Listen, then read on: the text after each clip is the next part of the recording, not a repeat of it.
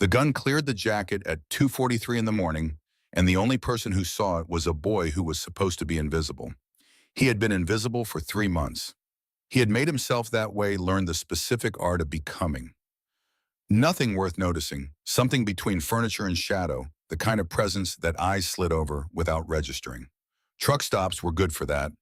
Truck stops on Interstate 40 between Albuquerque and Amarillo were perfect, the kind of places that existed specifically for people who needed to pass through without being seen. Drivers running on caffeine and obligation, lot attendants who stared at clipboards instead of faces, waitresses who had learned decades ago that asking questions cost more than the tips were worth. Cole Hargrove had been in the gap behind the dumpster for 2 hours before the black SUV arrived.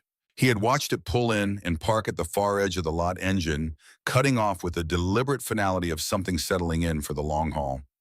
No one got out. The windows were tinted so dark they looked like holes cut through the fabric of the night itself. Not glass, just absence.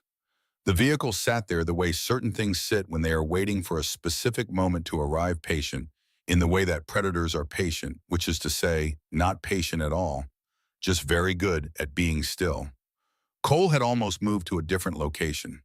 He had learned in 3 months of sleeping in places that smelled like rot and diesel and other people's discarded lives that the things worth worrying about were rarely the things that moved loudly. It was the still things, the quiet things, the things that waited. But then the woman on the motorcycle had pulled in and something made him stay. She came in from the west headlight, cutting through the October dark like a moving star, the engine sound preceding her by a quarter mile. That specific rumble that Cole had only ever heard described, but somehow recognized immediately as the sound of a machine built with intention. She parked 3 rows from the diner entrance, killed the engine with practiced ease, swung off the bike with the kind of movement that suggested she had done this 10,000 times, and the 10,001st felt exactly the same. Cole watched her from the gap between the dumpster and the cinder block wall. She was older. 50-something, he guessed, though the estimate felt inexact in the way that ages always felt inexact when you were 11, and the adults around you all seemed to exist in a single undifferentiated category called grown. Her hair was pulled back tight, dark threaded through with gray that caught the sodium lights. She wore a leather vest over a long-sleeved shirt, and even from 40 feet away, Cole could see the patches. He knew what they meant. You did not spend 3 months sleeping in truck stops without learning to read the language of leather and insignia, the coded shorthand of belonging that certain people wore on their backs. Hell's Angels. He had heard stories. Everyone had heard stories. The kind of stories that parents told to make children afraid of certain types of people, stories about violence and drugs and men who operated outside the rules that everyone else was supposed to follow. Cole had grown up on those stories the way he had grown up on a lot of things, hearing them from a distance, absorbing them without context, filing them under things that existed in the world, but not in his specific corner of it. But Cole had been a ghost long enough to understand something that the people telling those stories usually missed. You saw different things from the margins. You saw what people did when they thought no one was watching. And what he saw when the woman climbed off her motorcycle and pulled out her phone was not the thing the stories had prepared him for. He saw the way her shoulders dropped. It was a specific kind of drop. Not relaxation, not relief. The drop of someone setting down a weight that never actually left their hands, just got redistributed for a moment. She looked at the phone screen for a long time, thumb hovering, not typing. Her face did something complicated that Cole did not have a name for, but recognized in the way you recognized certain things before you had language for them, in the gut, in the chest, in the place where feelings lived, before words got to them. She was carrying something heavy, not on her back, inside. She pocketed the phone and walked toward the diner without looking at the black SUV. Cole looked at it instead. The vehicle had not moved. Engine still off, windows still dark. But something had shifted in the quality of its stillness, the way stillness sometimes shifted right before it ended. He settled deeper into his gap and watched. Inside the diner, the woman slid into a booth by the window. A waitress appeared, poured coffee without asking. The woman wrapped both hands around the mug and stared out through the glass, but her eyes were not focused on anything visible. She was looking at something that existed only behind them, something that had nothing to do with this parking lot, or this truck stop, or the October cold settling over the New Mexico desert. Cole had been watching people for 3 months. He had gotten very good at reading the distance between where a person's eyes pointed and where their attention actually was. This woman's attention was somewhere else entirely, hundreds of miles away maybe. In some other room, some other conversation, some argument that had not happened yet or was happening right now without her. The black SUV's doors opened. Not one door, both. Driver and passenger, simultaneous the synchronized movement of people executing a rehearsed sequence rather than the organic, slightly mismatched timing of two individuals doing the same thing independently. Cole noticed this the way he noticed everything now, not consciously, not with deliberation, but with the automatic alertness of someone whose survival depended on cataloging the difference between normal and wrong. This was wrong. Two men stepped into the parking lot. Average height, dark clothing faces Cole could not make out clearly from his angle. They did not stretch, did not yawn or roll their shoulders or check their phones or do any of the dozen things that human bodies did naturally after sitting still for nearly 2 hours. They just moved. One went left, one went right. Slow arcs, patient and geometrically deliberate, converging on the diner entrance. From angles that would, Cole realized with a cold that had nothing to do with the October night, give the person inside nowhere obvious to run.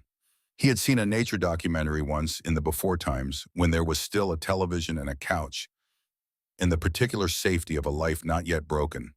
Wolves hunting, the way they spread out before closing in, not chasing, but positioning, creating the geometry of inevitability before the prey even understood the shape of what was happening to them.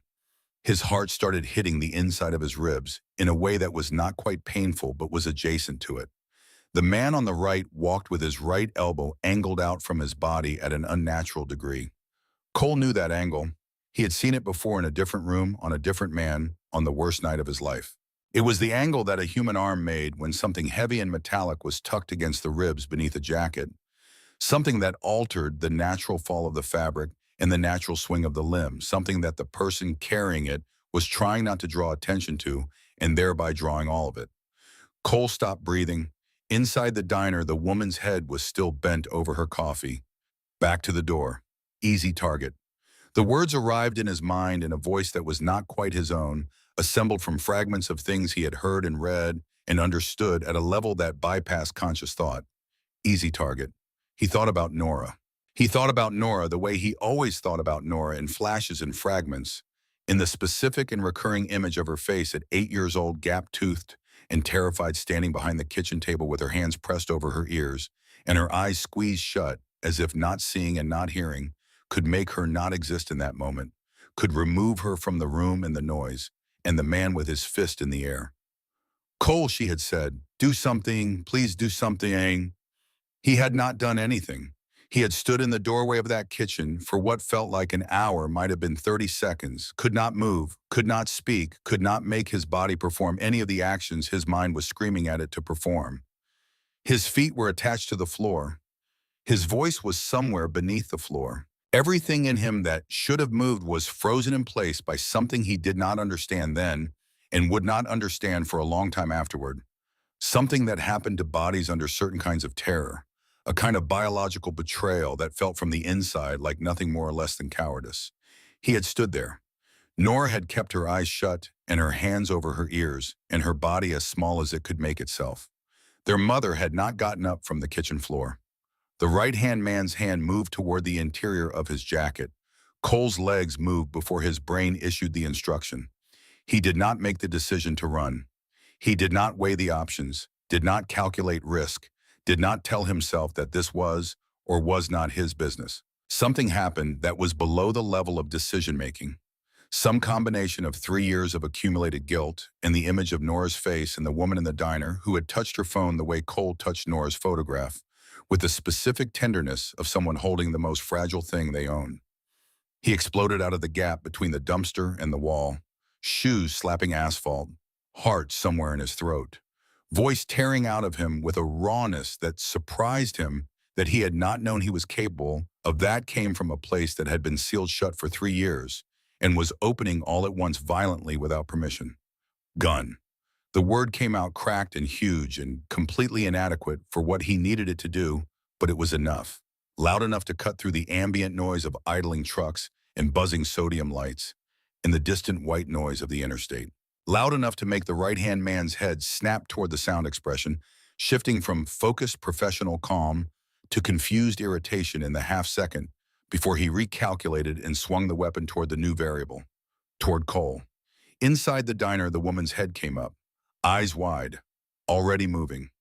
Cole was still running forward, not because he had decided to keep running, because the part of him that was running had disconnected from the part of him that was capable of deciding anything. He was aware of the gun tracking toward him, aware of the man's finger finding the trigger, aware in a distant and curiously calm way that he was 11 years old and had just made a choice that was probably going to kill him. He thought, at least I moved this time. The shot was a flat, sharp sound that echoed off concrete and metal and the underside of trucks and the particular hollow quality of open desert air. Something slammed into Cole's left side just below his ribs, with a force that was less like being struck and more like being rearranged, like the universe had briefly disagreed with the specific configuration of his body and expressed that disagreement with extreme prejudice. He went down. Asphalt coming up fast, shoulder and hip, taking the impact. Pain detonating outward from two separate locations, simultaneously the gunshot and the fall, and for a confused half-second he could not tell which was worse or where one ended and the other began. He lay on his back staring up at the parking lot lights. They buzzed and flickered, dying stars. Then the warmth started, spreading through his hoodie, pooling under his back. And whatever confusion remained about what had happened resolved itself with the brutal clarity of physical truth. He had been shot. Above him, chaos. The woman had not stayed in the diner. She had dropped below the level of her booth the moment Cole's voice hit the room, moved through the diner door in a low crouch that suggested this was not her first time responding to the sound of weapons in a parking lot, found the second man repositioning in the lot, and launched herself at him with an efficiency that was almost frightening to observe.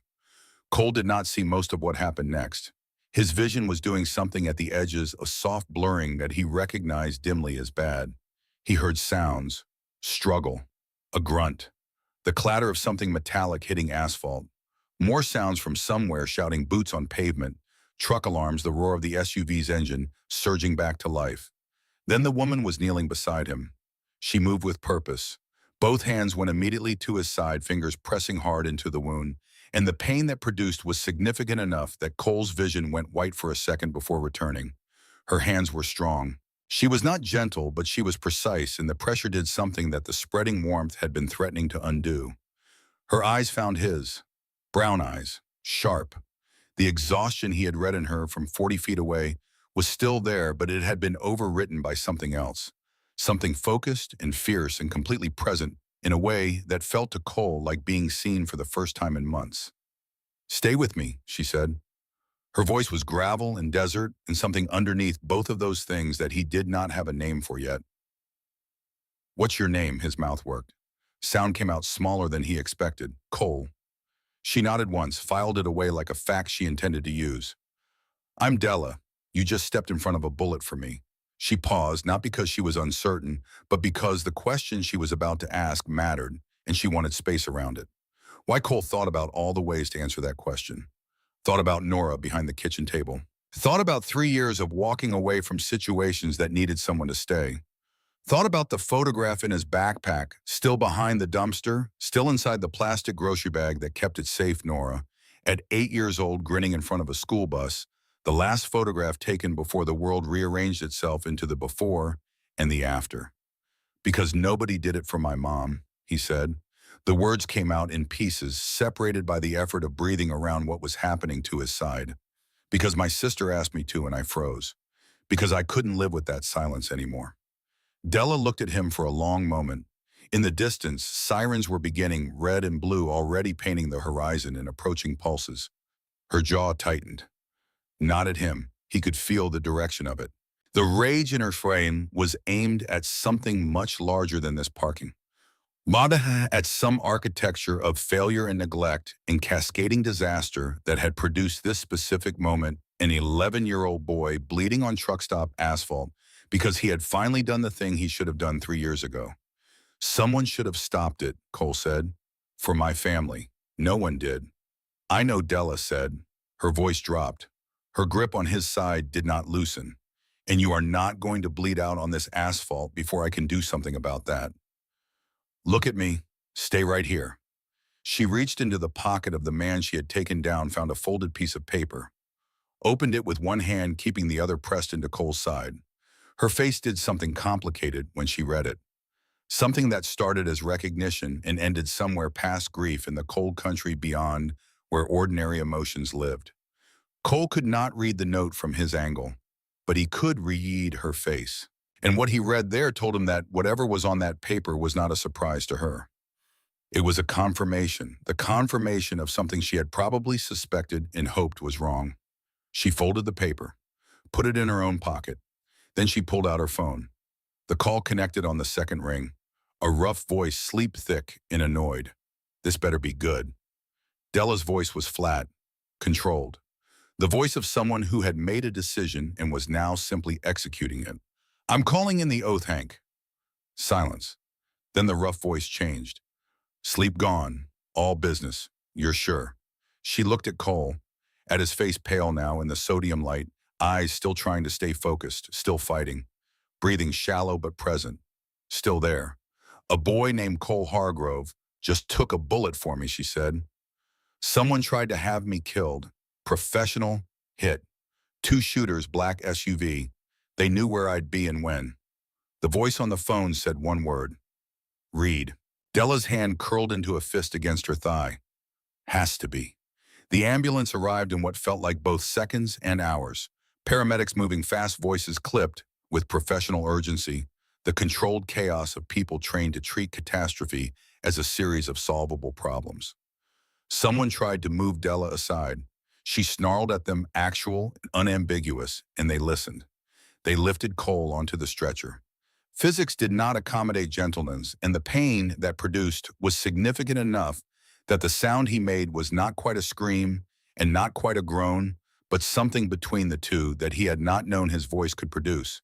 He felt Della's hand on his before everything went soft and strange around the edges. The ambulance doors closed. The vehicle lurched forward. Cole's consciousness was doing something irregular, coming and going in waves rather than maintaining the steady presence he was accustomed to.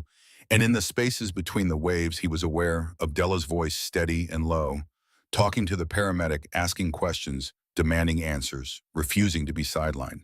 He's going to make it, he heard her say, stated like a fact, like her certainty could bend the situation to comply.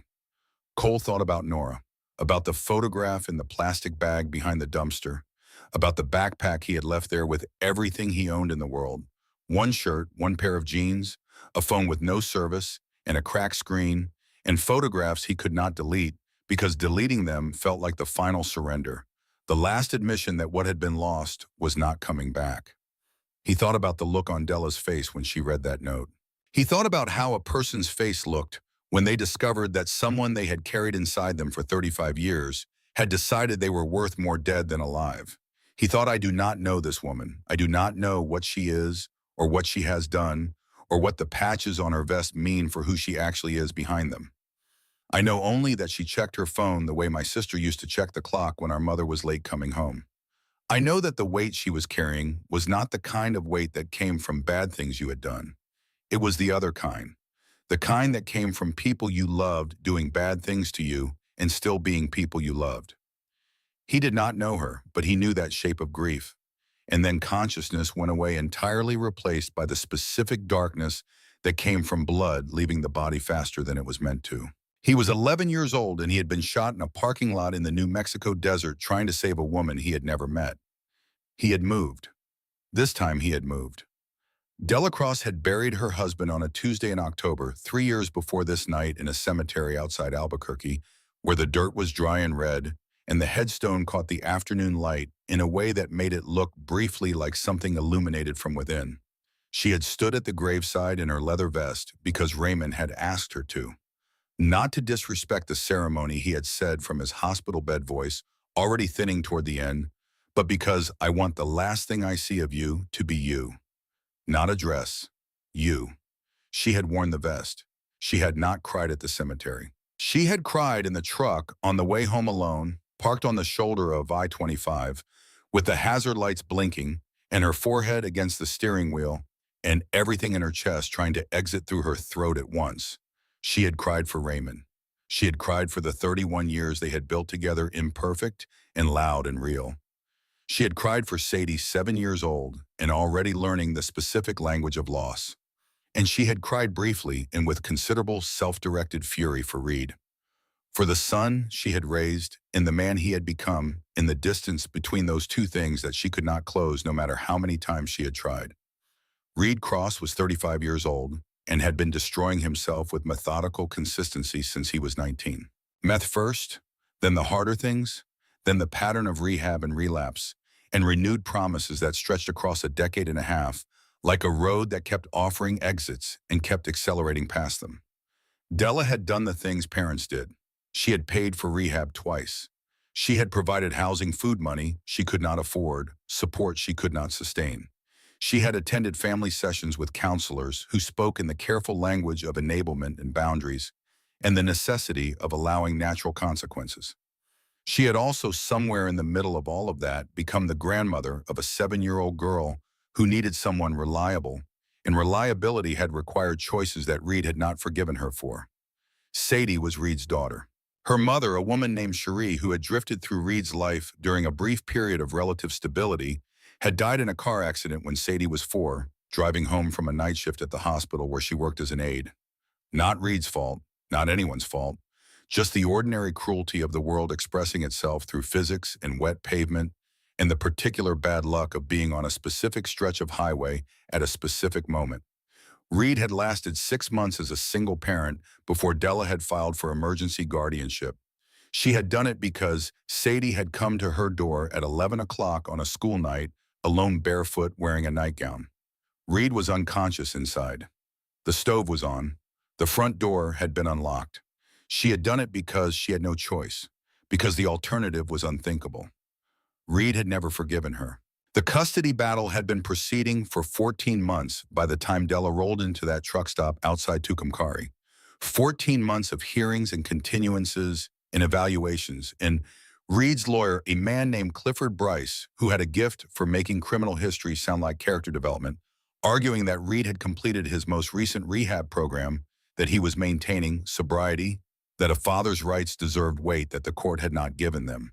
14 months of Della sitting across conference tables from people who looked at her vest and made calculations about credibility before she had spoken a word.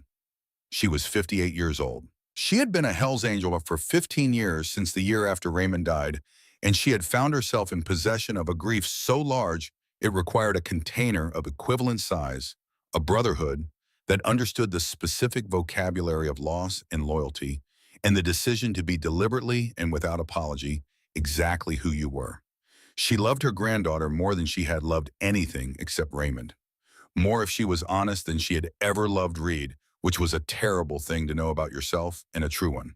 She had been writing tonight because she could not sleep, because the hearing was in the morning and her lawyer had called that afternoon with a tone in his voice that said the news was not good and had taken 20 minutes to say what could have been said, and Reed's lawyer had new evidence. Photographs. Della at a clubhouse event 3 years ago, beer in hand, surrounded by men whose names appeared in various federal databases. Completely legal. Completely normal. Completely capable of being made to look like something it was not by a man who knew how to frame photographs for juries. She had gotten on her bike because the alternative was sitting in her house being afraid, and sitting in her house being afraid was something she had decided 15 years ago to stop doing permanently. She had not noticed the SUV. She had clocked it, filed it, and then let it slide to the background because her mind was in a courtroom, not a parking lot. Cole Hargrove's voice had brought her back. Now she sat in the ambulance and watched a boy she had known for 7 minutes fight to stay inside his own life, and felt something shifting in her chest that she recognized but did not have time to fully examine. She had felt it before twice. Once in a hospital nursery looking at Sadie for the first time. Once standing at a chain-link fence outside a school watching a child she had never met fall off a bike and get back up without crying, thinking that one. That specific brand of stubborn. She felt it now watching Cole Hargrove breathe. Her phone rang. Hank Doyle. How many, she asked instead of hello. Hank's voice was already different from the sleep-rough version she had called 20 minutes ago. Operational, organized, already making the calculations that his role required.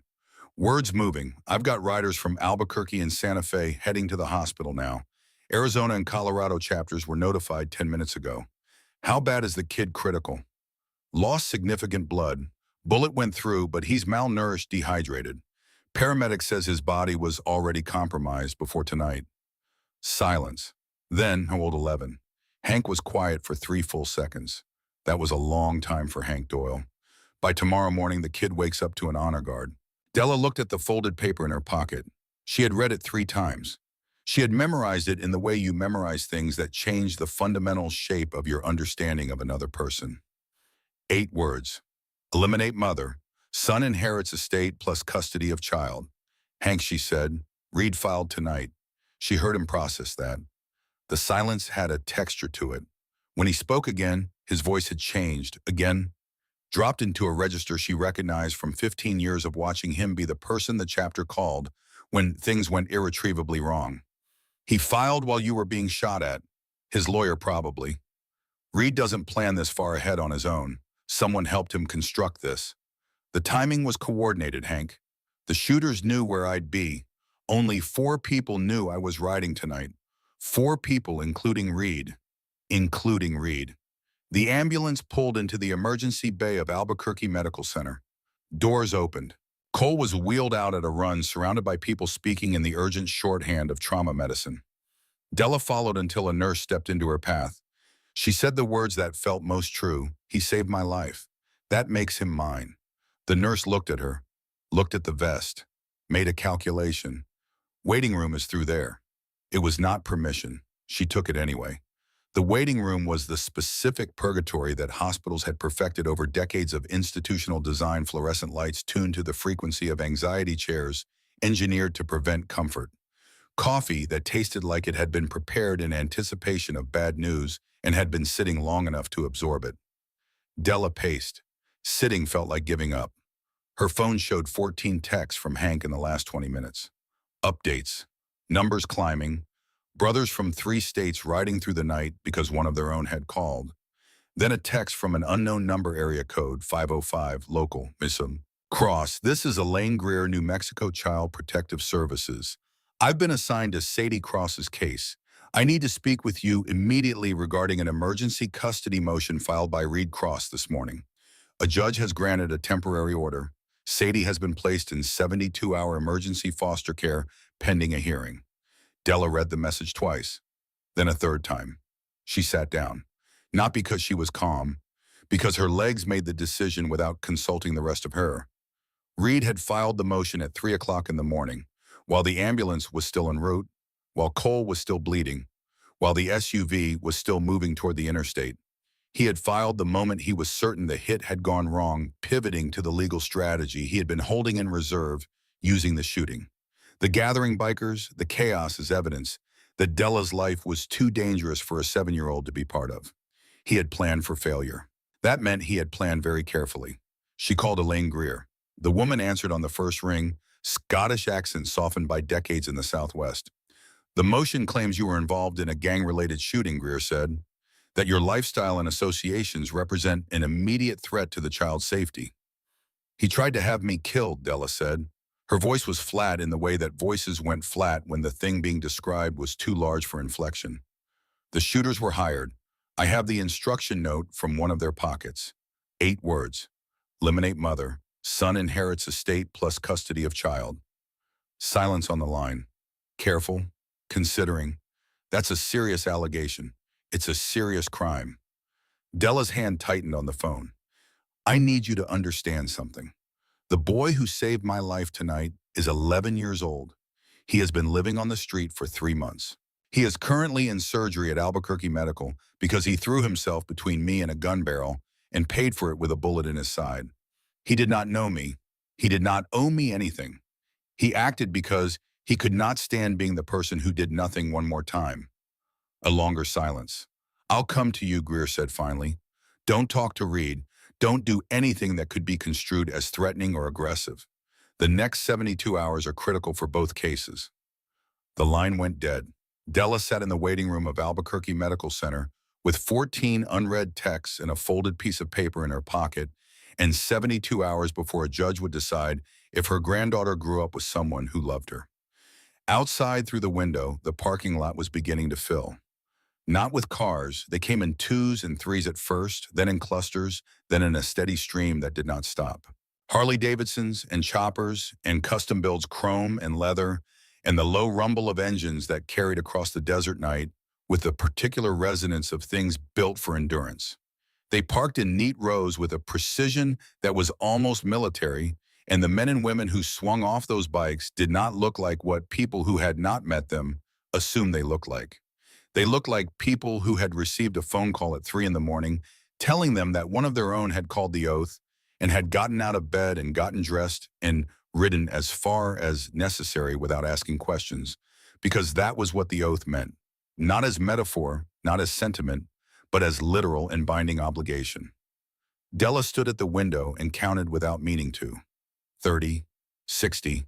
She stopped counting at 90 because the number had stopped being the point.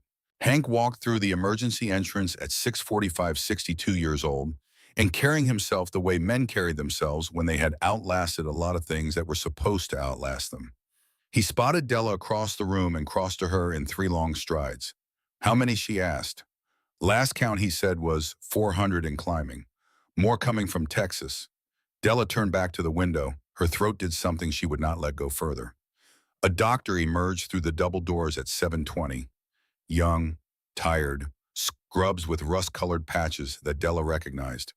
He looked around the waiting room. Family of Cole Hargrove. Della stepped forward. The doctor looked at her vest, processed, decided not to comment. He's out of surgery, the doctor said. The bullet went through clean, missed major organs, but he lost significant blood. We've given him 2 units. He's stable, but the word hung there doing the work that words did when what came after them was too complicated for immediate delivery. He's severely malnourished, dehydrated. His immune system is compromised. We're keeping him sedated to let his body focus on healing. The next 48 hours are critical. If infection sets in, he did not finish. He did not need to. Can I see him? 5 minutes, the doctor said, given the circumstances. He gestured at the window, the parking lot, the rows of motorcycles still arriving. I think we can make an exception. The ICU was white and quiet and full of the soft mechanical sounds of machines doing the work that bodies could not do alone. Cole looked impossibly small in the hospital bed. IV lines, oxygen monitors, his skin pale against white sheets, his breathing assisted by a machine that made rhythmic sounds that Della found herself matching without meaning to. She pulled a chair close, sat, took his hand carefully, avoiding the lines. You're going to make it, she told him. Not a wish, a fact she was stating about reality and daring reality to contradict.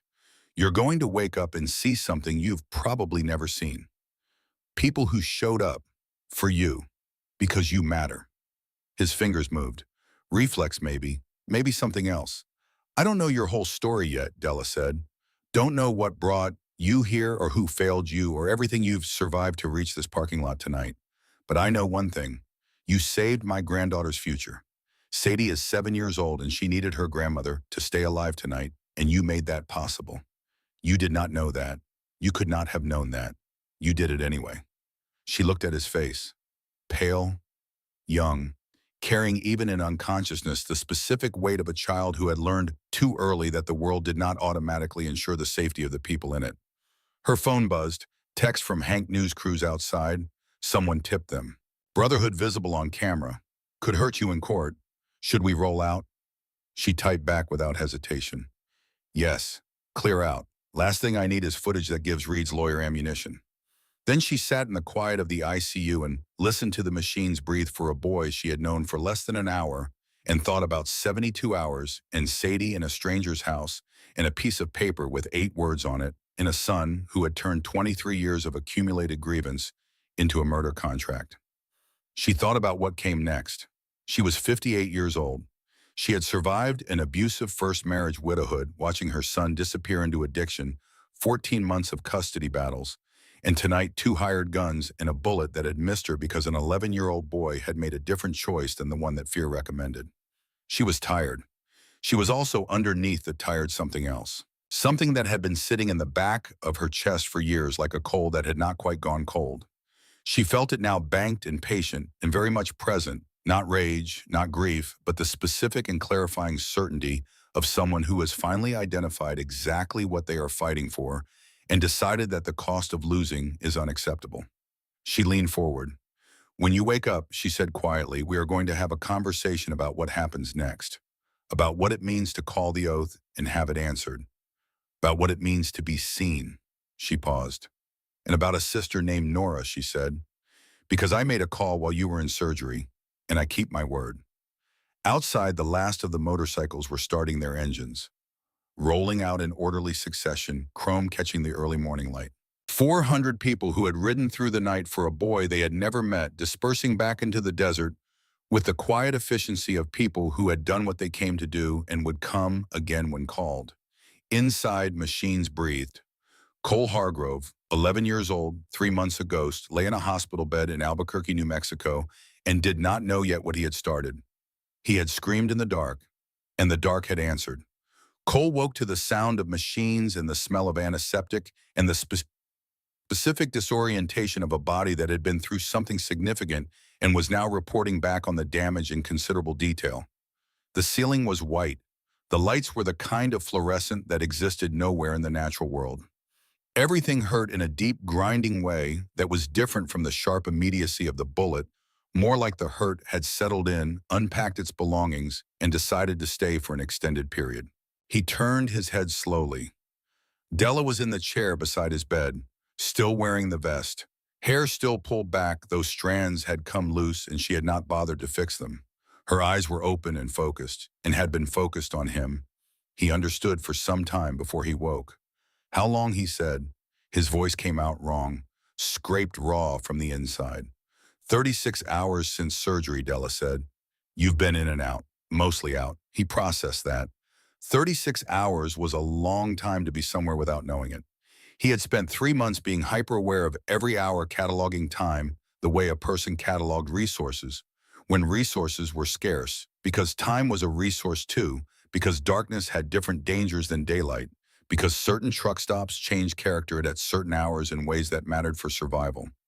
36 hours gone without accounting for them felt like a theft. "You stayed," he said.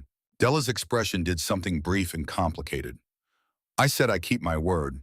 He looked at the ceiling, took inventory of the things attached to him, the IV line, the oxygen monitor clipped to his finger, the various connections that suggested his body was still in a phase of requiring external assistance to perform its basic functions.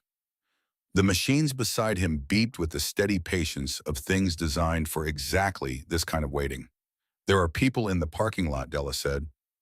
"Were. They've cleared out. But they came. 400 brothers and sisters who rode through the night because the oath was called. For you." Cole looked at her. The number did not compute, immediately arrived as a word rather than a quantity, 400, and he turned it over in his mind without being able to fully transform it into something real. "Why?" he said. The same word he had asked from the asphalt, but reversed now, directed outward instead of inward. "Because when one of ours calls the oath, we answer," Della said. "Because you stepped in when it mattered, and in my world, that means something permanent." She paused. "And because I told them about you, about who you are, about what you did." He thought about that, about strangers on motorcycles driving through the night for a boy they had never met, based on the word of a woman they had known for 15 years. About what it meant to belong to a thing that operated that way, where the unit of currency was not money or status, but kept promises and shown up presence. He had never belonged to anything that operated that way. He said, "You mentioned it, Nora, before. When I was," he stopped, could not quite complete the sentence. "When I was almost dead" felt melodramatic. "When I was unconscious" felt clinical. There was no good phrasing for the territory he had been in. "I made some calls," Della said. "Remy Vale, our tech person, ran the search while you were in surgery. She found Nora." Cole's chest did something sudden and significant. He felt it as a physical event, not pain exactly, but adjacent to it, a kind of pressure that came from the inside rather than the outside. "She's in Santa Fe," Della said. "Foster home run by a woman named Margaret Donahue. Been there 4 months. Before that, she was in 5 other placements across 3 years. 5 placements." Cole did the math without wanting to. Nora had been 8 when they took her. She was 11 now. 3 years, 5 homes, an average of less than 8 months in each before being moved to the next. He knew what that did to a person. He knew because he had watched it happen to himself in a different way, in the constant movement of survival, rather than the institutional movement of a system, but the fundamental experience of impermanence was the same. You never stopped moving. You never stopped waiting for the ground to shift. Is she, he started. Safe, Della said. Physically safe. Clean record on the placement. No flags. But Cole. She waited until he looked at her. The files say she's got significant attachment difficulties, that she stopped trying to bond after the 3rd placement, that she keeps to herself and doesn't let people in. He knew that strategy. He was running a version of it himself. After this is handled, Della said we go to Santa Fe. We bring her in. Same protection, you're under, same oath. I made you that promise, and I'm keeping it. Cole looked at her for a long moment. He had grown up learning through incremental and painful experience that adults who made promises while something urgent was happening almost always found reasons why those promises could not be kept once the urgency passed. The promise had served its purpose in the moment, which was to keep him cooperative, and the moment had passed, and so he had learned to hold that pattern very loosely, the way you held something you expected to drop. But Della's face did not have the quality of someone managing him. It had the quality of someone stating a logistical fact about the near future. He said, there's something else. About what I heard in the parking lot. Before they got me. He told her what he had overheard from his position near the dumpster, the fragments of conversation between the 2 men before they had separated and moved toward the diner, the specific mention of a timeline of the court date of the phrasing that suggested this had not been an opportunistic decision, but a coordinated one. Della listened without interrupting. When he finished, she was quiet for a moment. Reed has been planning in this for longer than one night, she said. That means there's a structure to it. Money moved, contacts made, decisions documented somewhere. That's evidence. Cole said his lawyer filed this morning, emergency motion, Sadie's in foster care. The way Della's face changed when he said that was a specific thing. It was not an expression of surprise she had clearly known for some time, but it was an expression of something that had been held in suspension and was now being fully felt, the particular cost of something you had been braced for finally arriving. She said, I have 72 hours before the hearing. Less now, 54 maybe. Her jaw set. I need evidence that Reed coordinated the hit. Something a court can't dismiss. Something that makes his petition not just suspicious, but provably criminal. Cole said, then you need someone he won't notice. Della looked at him. He said, I've been invisible for 3 months. I know how to be background. I know how to be there without being there. He paused. I spent 2 hours watching that SUV before anyone else even clocked it. That's not luck. That's a skill. Della said, you have a bullet hole in your side. I know, he said, but I'm going to have a bullet hole in my side whether I'm in this bed or not. The hole is not the variable. The time is the variable. She studied him. He held her gaze, which was harder than he expected, because her gaze was the kind that assessed rather than simply looked, that sorted what it saw into categories of true and performance and found the boundary between them with uncomfortable precision. She said, there are things I need to tell you about Reed, about what this is really about underneath the money and the custody and the inheritance. Tell me, he said. She told him about 14 months of custody hearings, about the lawyer named Clifford Bryce, who had a talent for reframing character, about the photographs from the clubhouse event and the way they had been deployed in depositions. She told him about the years of addiction and the pattern of rehabilitation and relapse that had followed a rhythm she had learned to read the way some people read weather. She told him about Sadie's mother, about the accident, about the 6 months Reed had tried before the night Sadie had walked to Della's door alone at 11 o'clock. And then she told him the things she had not told anyone, that she had barely told herself. What she had heard in Reed's voice in the handful of phone calls they had exchanged in the past year, underneath the accusations and the legal language, and the things his lawyer had coached him to say. What she recognized as the original wound beneath all the other wounds. Reed had grown up watching his mother choose the club.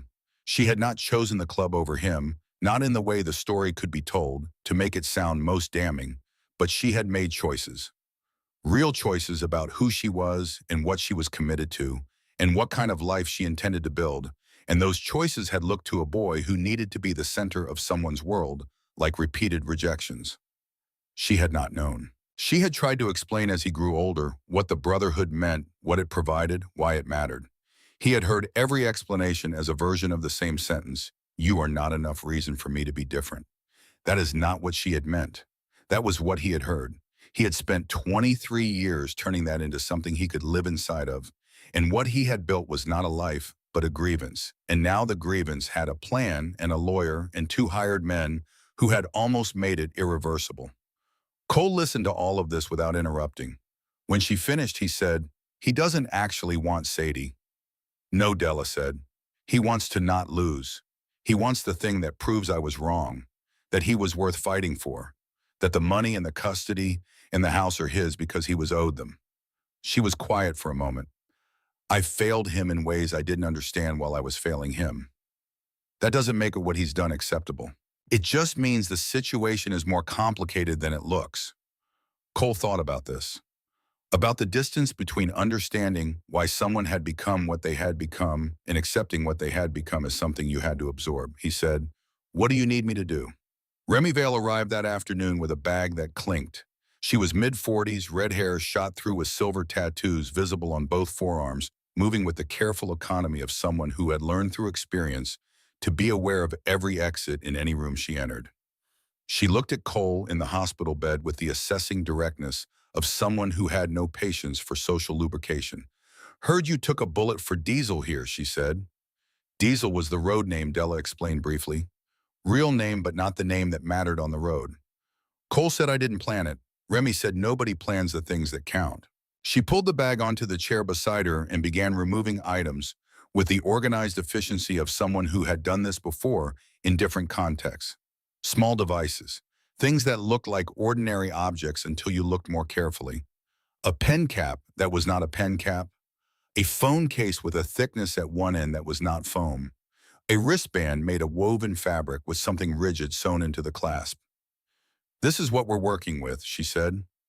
Reed is predictable, creature of habit, meets his dealer every Tuesday and Friday at a bar called the Crossroads Tap on 4th Street. Meets his lawyer, Clifford Bryce, Wednesday mornings at Bryce's office on Gold Avenue. Spends Thursday nights at his girlfriend's apartment in the South Valley. "How do you know this already?" Cole said. "Because I've been watching him since Diesel called the oath," Remy said. "Due diligence. You know your enemy before you engage." She looked at him without apology. "Reed thinks hiring professionals insulates him. He meets Frank Maddox in public places. Pays him through a shell company registered to his girlfriend's name. That's amateur hour, but it means there's a paper trail if we can get someone close enough to document the meetings directly." Cole said, "Frank Maddox, the man who shot you," Della said. Cole processed this. The shooter had a name. The name made him a specific person rather than a role, gave him a biography rather than a function, created the possibility of things like motivation and history and the kind of complexity that roles did not have. He said, "You want me to follow Reed?" Remy said, "We want you to be the one person Reed won't notice. Because you've been practicing not being noticed for 3 months. Because you're 11 years old and 11-year-old boys are invisible in public spaces in ways that adults are not." She met his eyes. "We put this equipment on you. You get within range, you document. Conversations, meetings, anything that connects Reed directly to Frank Maddox and the hit. We do this right, we hand the DA something they can't ignore." Cole said, "And if Reed recognizes me?" "From the parking lot," Remy said. "Reed wasn't at the parking lot. He sent people so he'd have distance. He doesn't know your face." Cole looked at the wristband in Remy's hand, the panic button he understood without being told. He looked at the pen cap, the camera. He looked at the phone case with the audio recorder built into its thickness. He thought about Nora in a foster home in Santa Fe, building walls around herself after the 5th placement, waiting for a promise that had taken 3 years to arrive. He said, "There's one more thing I need." Della said, "Name it." He said, "When this is over. When we have what we need and Sadie is back and Reed is handled, I go to Santa Fe myself. I'm the one who tells Nora. Not a social worker, not a caseworker, not a letter from a system. Me, in person."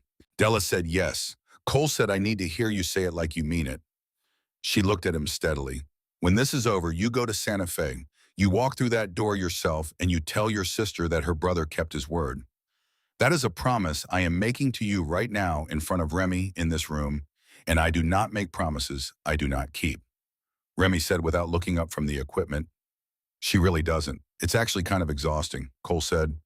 Okay, he got out of the hospital the next morning against the considered medical opinion of two doctors and one particularly persistent nurse who made him sign three separate forms, acknowledging that he understood the risks being primarily infection and the possibility of reopening the wound if he moved incorrectly.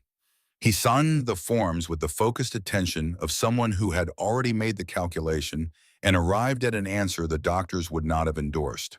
Della drove him to a motel on the east side of Albuquerque that the chapter kept for situations requiring discretion, which covered a wider range of situations than the word suggested. He ate real food for the first time in 4 days, not hospital food, real food, eggs and toast and orange juice, sitting at a small table in a room that smelled like industrial cleaning products, an old carpet, and felt, despite those things, like an extraordinary luxury. He kept the wristband on, kept the phone case in his jacket pocket, learned the 3-second press that activated the panic button, the 2-second hold that started the audio recording, the angle at which the pen cap needed to be positioned to capture video rather than ceiling. Remy drilled him on these things for 2 hours with the patience of someone who had learned that competence required repetition and did not take shortcuts in its production. Della drove him to the Crossroads Tap on Tuesday afternoon and parked 3 blocks away. Reed Cross was easy to identify from the description, 35 years old, and wearing it as though it were a decade more. The specific way that certain kinds of consistent chemical abuse rearranged a face, hollowing some parts and thickening others, aging the skin past its chronological designation. He moved with the twitchy, scanning energy of someone whose nervous system had been running on overdrive for so long that calm had become physically inaccessible.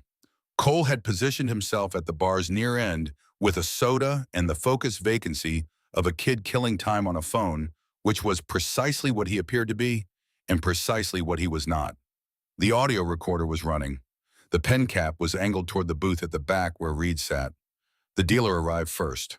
Envelope exchanged for a small package, 11 seconds of contact, practiced and smooth. Standard. Nothing useful beyond confirming what they already knew about Reed's habits. Then Frank Maddox walked in. Cole had not known what to expect. He had built a version of the man in his mind from the fragments of memory he had from the parking lot.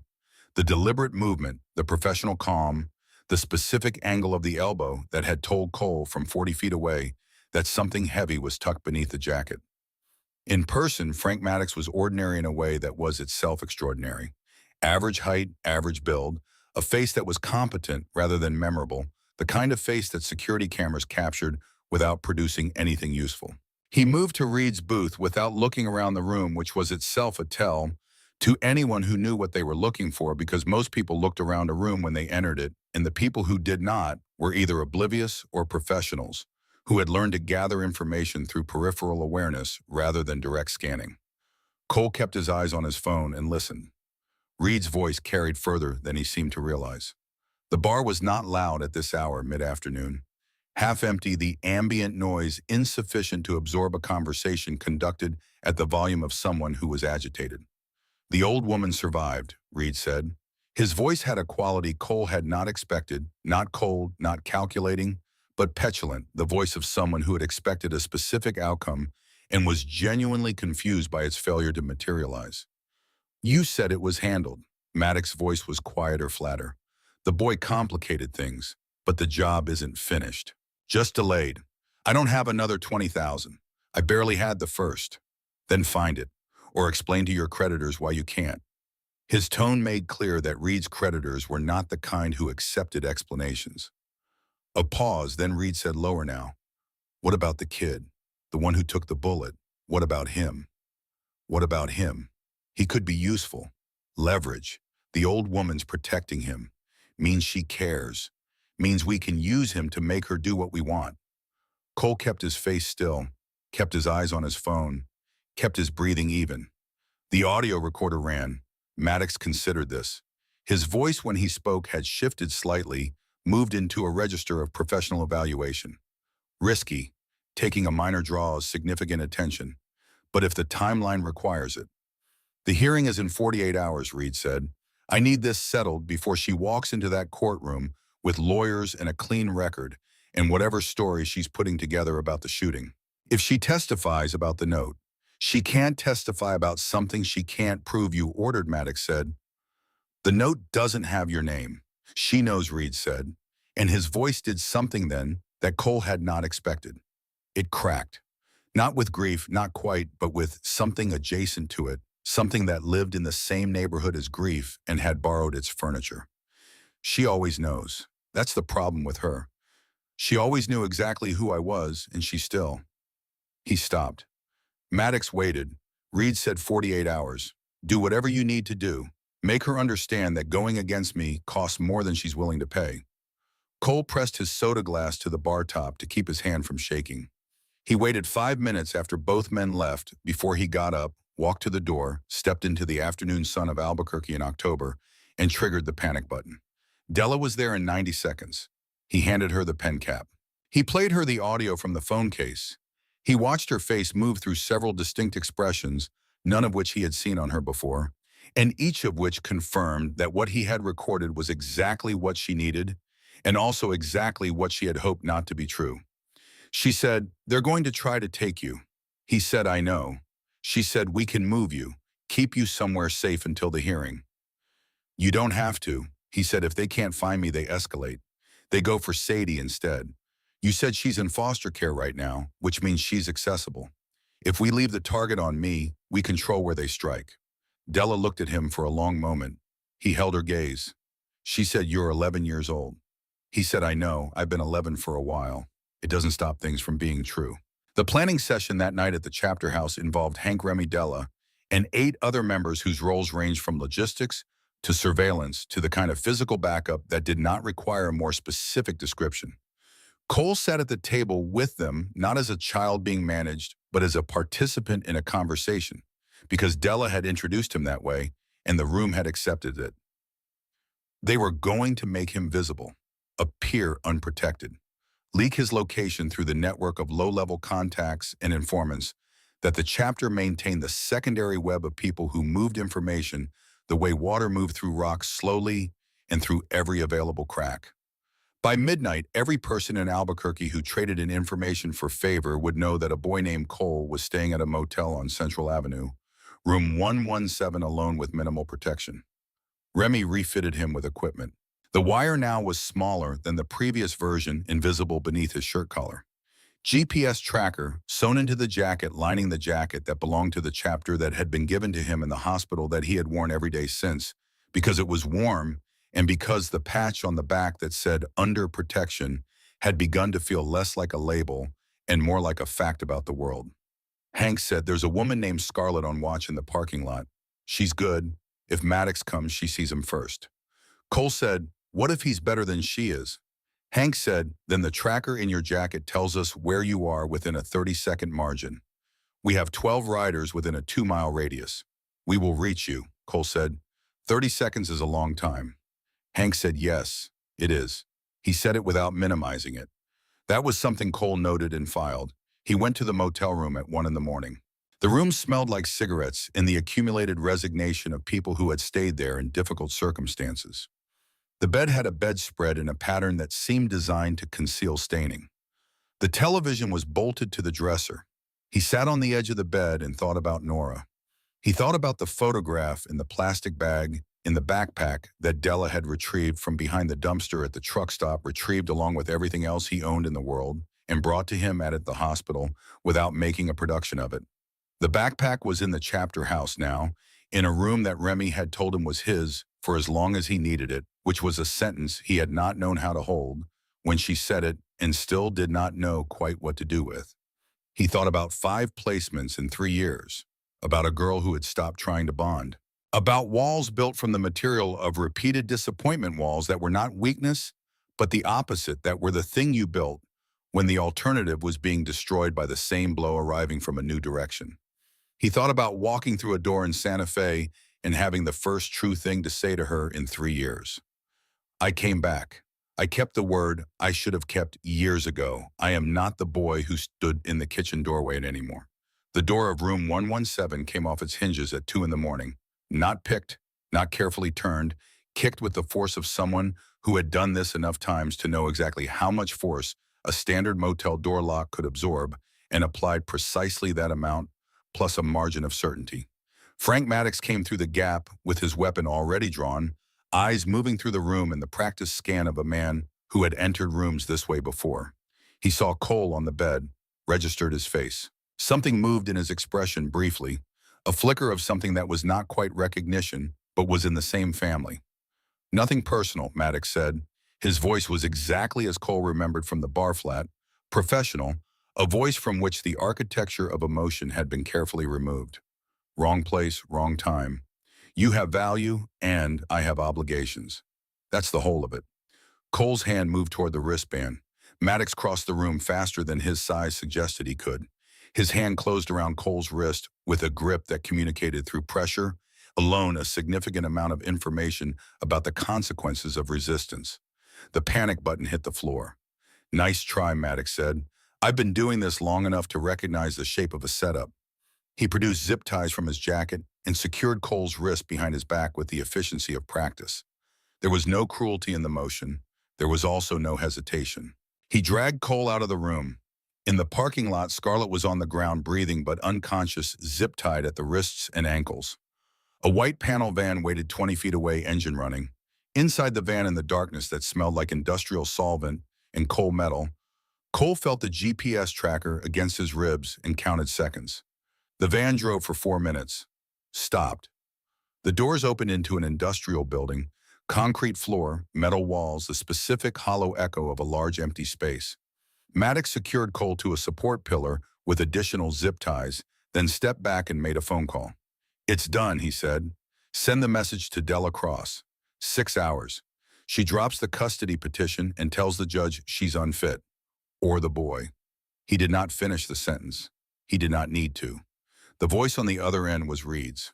Cole heard it clearly in the building's acoustic space, thin and reedy, through the phone's speaker vibrating with the particular energy of someone who had been awake for too long and was running on something chemical. Make sure she knows you're serious, Reed said. Heard him. Send proof. I want her broken. I want her to understand what going against me actually costs. Maddox looked at the phone, then at Cole. Something happened in his face that was not quite the same as nothing. He said, I'll handle it. Make sure the money is ready when this is done. He ended the call, stood in the silence of the building for a moment, the phone still in his hand. How old are you? He said. Not Reed's question, his own. 11, Cole said. Maddox nodded slowly. Something settled into the lines of his face, a weight that had been distributed and was now consolidating in one place. I had a daughter, he said. Vanessa. She was 9 when she died. Stray bullet. Drive by 2 blocks from her school. Wrong place. Wrong time. The same words he had said in the motel room, but they carried a different weight now, directed at himself rather than at Cole. I'm sorry, Cole said. He meant it, which surprised him.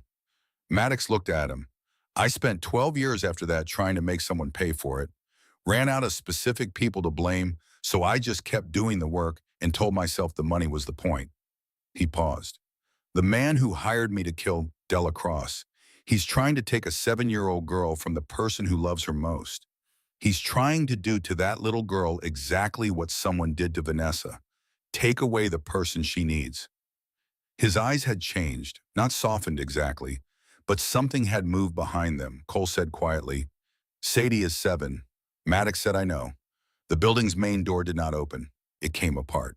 The shaped charge that Remy had placed on the frame during the 4 minutes between the panic button's activation and the van's arrival converted the metal door into a rapid and non-negotiable exit. 12 bikers came through the gap with the coordinated precision of people who had planned this specific entry and were executing against the plan without improvisation.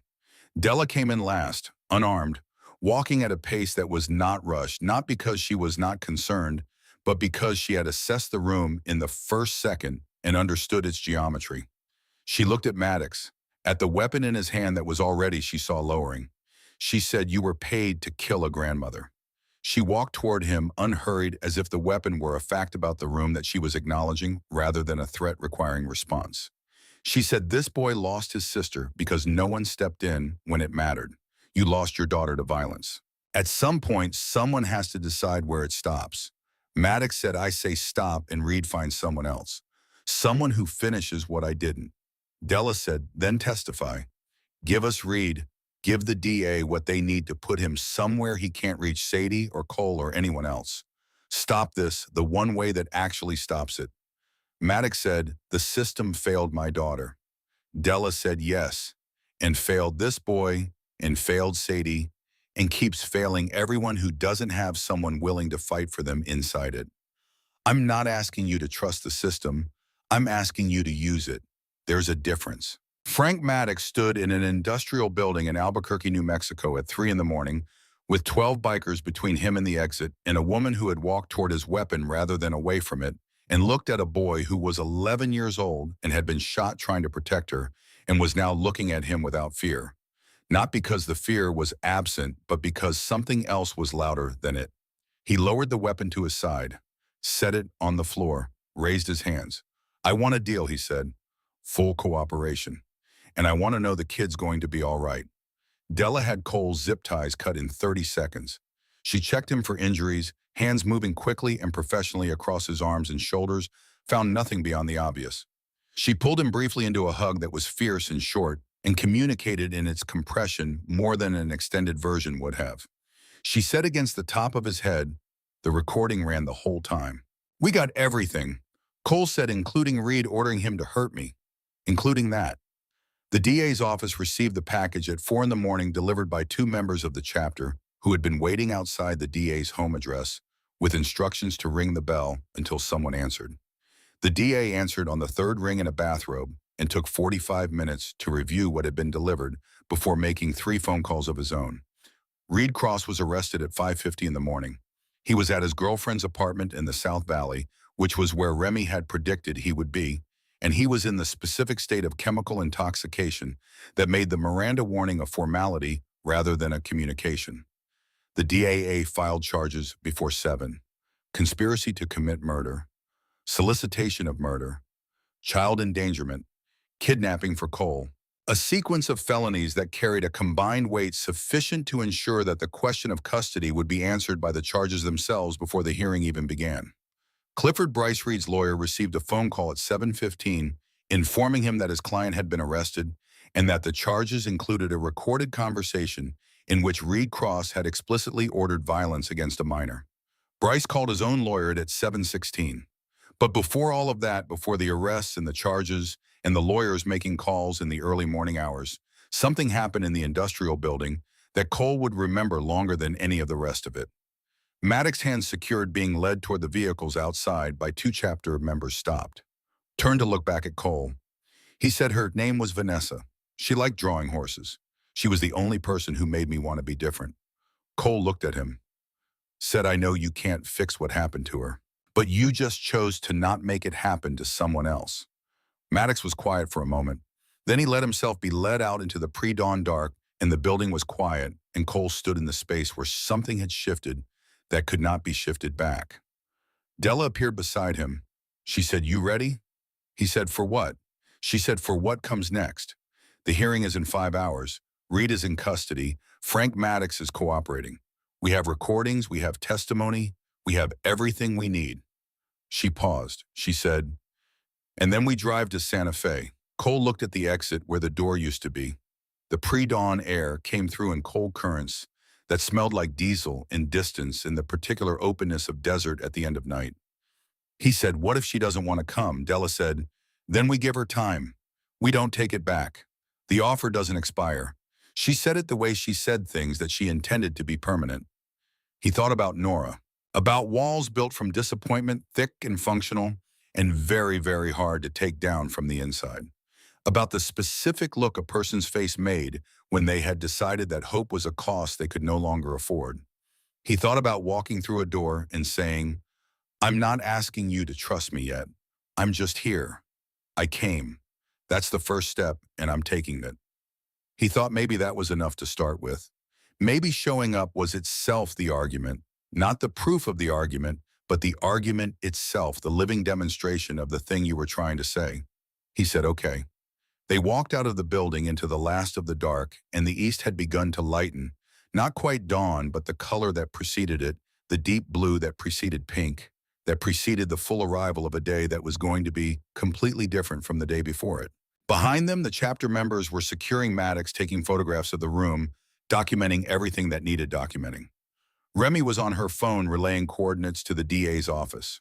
Hank was making calls to the chapters in Arizona and Colorado, who had ridden through the night telling them to stand down, that it was handled, that the oath had been honored. Cole stood beside Della's bike in the parking lot of an industrial building in Albuquerque and watched the sky change color and thought about a 7-year-old girl named Sadie who was in a foster home somewhere wondering if her grandmother was coming. He thought about a girl named Nora who had stopped believing that anyone was. He thought about what it meant to be the person who showed up anyway. Not because the outcome was guaranteed, not because the walls would come down easily or quickly or without cost, but because the alternative, the standing still, the frozen doorway, the silence that he had carried for 3 years like a stone sewn into his chest, was something he had decided in a truck stop parking lot at 2:43 in the morning to be done with. He had moved. Everything that came after was just honoring that. The courthouse in Albuquerque opened its doors at 8 in the morning, and Della Cross walked through them at 8:45 with Hank Doyle on her left and Remy Vale on her right, in a folder of evidence that had been assembled across 3 sleepless days in one particularly consequential night. Cole was with her. He moved carefully, the wound in his side making itself known, with each step in the specific language of healing things that had not finished healing. But he moved, and the moving was the point, and he did not mention the pain to anyone. The courtroom was smaller than Cole had imagined. Wood paneling, fluorescent lights, the smell of old paper and institutional cleaning solution. Clifford Bryce was already there. Reed's lawyer seated at the respondent's table with the composed expression of a man who had not yet been told that his client was in custody on multiple felony charges and that the morning was going to proceed very differently than planned. The expression did not survive contact with the information. Elaine Greer from Child Protective Services sat in the gallery with a folder of her own, and the look she exchanged with Della when Della entered was the look of 2 women who had spoken on the phone at 4 in the morning and arrived at an understanding about what the next several hours needed to accomplish. The judge was 60, gray-haired, with the particular manner of someone who had presided over enough family court proceedings to have lost patience with performances and retained it only for facts. She reviewed the materials from the DA's office for 11 minutes in silence while the courtroom waited. Cole counted her page turns. When she looked up, her expression had the contained quality of professional outrage, something large being held in a small space. Reed Cross's petition for emergency custody is denied, she said.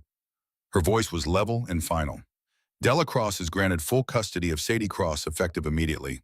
Reed Cross's parental rights are suspended pending criminal proceedings. She paused. This court owes an apology to the Cross family for the distress caused by the temporary order. It is given. Clifford Bryce opened his mouth, closed it, opened it again, said nothing. In the gallery, Elaine Greer made a note in her folder. Cole sat beside Della and felt something release in his chest that he had not fully known was held. In the hallway outside the courtroom, Elaine Greer met them with the practical efficiency of someone who had a list of things to accomplish and intended to accomplish them in order. I'll have Sadie ready for pickup. Within 2 hours, she said. She's been asking for you every day. She told the Foster family you were coming, that you always kept your promises. Della said. She was right. Greer looked at Cole. There's a secondary matter. She opened her folder. Emergency guardianship paperwork for Cole Hargrove was filed 2 days ago. The judge has reviewed it given the circumstances. She handed Della a document with a signature line at the bottom and a stamp in the upper corner that Cole did not immediately understand, but that Remy, reading over his shoulder, translated with characteristic brevity. That means you live somewhere now, Remy said. Officially. Cole looked at the document, then at Della. She was already signing it with the pen she had produced from her jacket pocket, signing it with the same quality of attention she brought to everything complete and without reservation. She capped the pen and handed the document back to Greer without ceremony. Then she looked at Cole. She said one more stop before Santa Fe. The foster home where Sadie had been staying for 3 days was a house in the Northeast Heights, a neighborhood of trimmed lawns and unremarkable beige architecture, the kind of neighborhood that existed specifically to be safe and quiet and to ask nothing of anyone. A woman named Patricia met them at the door with the careful warmth of someone who fostered children and understood the precise emotional mathematics of every handoff. Sadie came down the hallway at a run. She was 7 years old and she hit Della with the full force of a child who had been holding something in for 3 days and had decided that now was the moment to release all of it at once. Della caught her, absorbed the impact, held her with both arms and her full attention, her face doing something that Cole looked away from because it felt private. He heard Sadie say muffled against Della's shoulder, "I told them you were coming. I told Patricia you always come." "Always," Della said. Sadie pulled back to look at her grandmother's face. Checked it the way children check the faces of the adults they depended on reading for the information that adults sometimes did not put into words.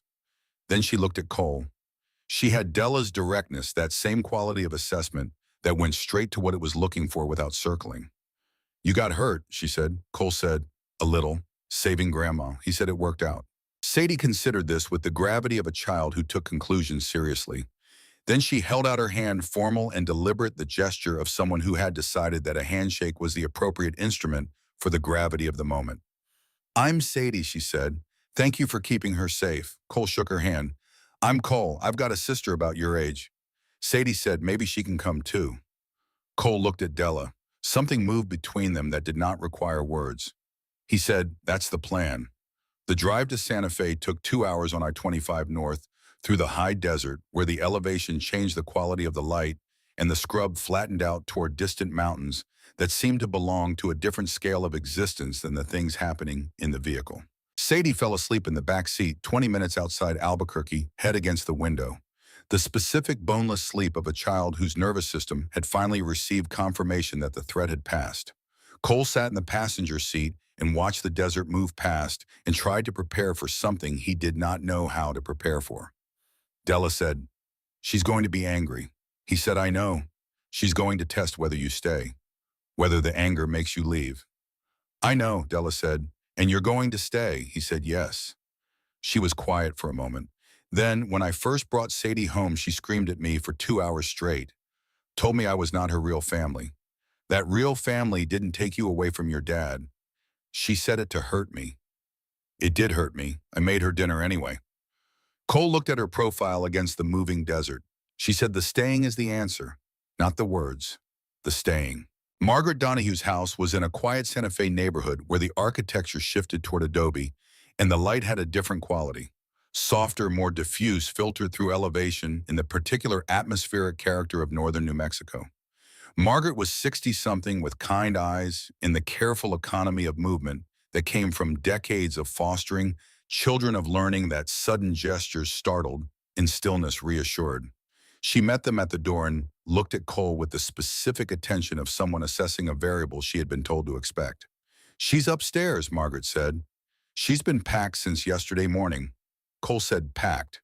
Since I told her you were coming." "She's been sitting by the window." Margaret's expression was careful, not giving him too much and not giving him too little. "She remembers you." That's not nothing for kids who have been through what she's been through. Cole climbed the stairs slowly, each step measured. The wound in his side offered its ongoing commentary, which he acknowledged and set aside. The door at the end of the hall was half open. He knocked on the frame, gentle, giving her the half-second of preparation. "Come in," she said. He pushed the door open. Nora Hargrove was 11 years old and looked like someone who had learned over 3 years and 5 placements to take up exactly as much space as was necessary and not a fraction more. She was sitting on the bed in a room that was clean and comfortable and showed no evidence of personalization, no posters, no photographs, nothing on the dresser that was not functional. Her hair was longer than in the photograph, pulled back in a practical ponytail. Her eyes were the same, that specific shade that Cole had sometimes thought about in the months on the street when he let himself think about her, which was not often because it was too costly. Her eyes were harder now. That was the change. Not in color, not in shape, but in the quality of what lived behind them. The specific hardening that happened to things that had been soft and had learned through repeated impact that softness was expensive. She looked at him. He looked at her. He was taller than he had been. She was taller than in the photograph. 3 years had happened to both of them in the way 3 years happened to people who were 8 and 11 when it started visibly structurally in ways that the body recorded permanently. She said, "You got tall." He said, "You got old." It was the wrong thing to say and the right thing to say simultaneously, the specific wrong right thing that happened when people who knew each other very well said the first thing that came to them rather than the prepared thing. Something flickered in her face. Brief. There and gone the muscle memory of a smile that had been out of use long enough that it required conscious effort to access. She said, "You said you'd come back for me." He said, "I know. I'm sorry it took this long." 3 years isn't long, she said. Her voice was flat. It's forever. No accusation in it.